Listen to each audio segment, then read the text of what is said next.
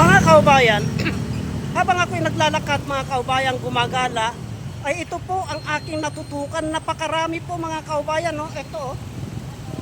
Ito yung tinatawag na evergreen. Itong evergreen na ito, itong evergreen na ito mga kaubayan, ay ito yung pinanggagamot ng matatanda nung araw pa. Nung araw pa ito mga kaubayan, gamot ng matatanda nung araw pa ito sa mga pilay, sa mga nababaling buto.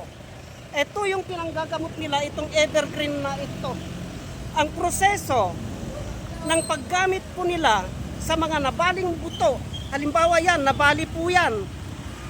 Ang proseso ng paggamit po nila yan mga kaubayan, kumukuha po sila ng tangkay na ganito.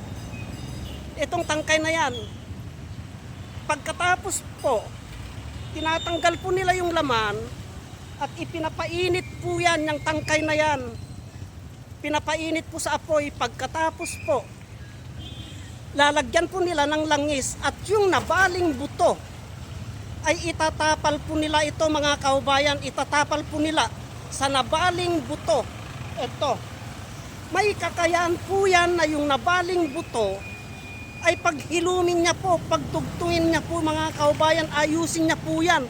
Pinakasimento niya po yan mga kaubayan. Itong evergreen.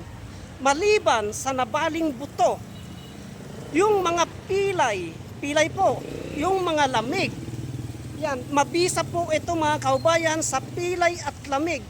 Ang proseso po ng paggamit nito sa pilay at lamig, kumukuha po ng mga dahon nito.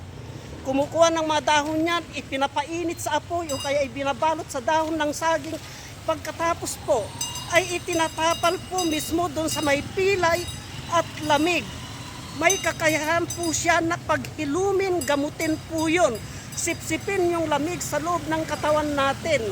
Ito, evergreen po mga kaubayan. Kaya wag po nating baliwalain itong kakayahan ng halamang gamot na ito, evergreen, kasi gamot pa ng matatanda nung unang panahon niyan, nung araw po yan mga kaubayan. Evergreen. Meron po tayong 3 klase na evergreen.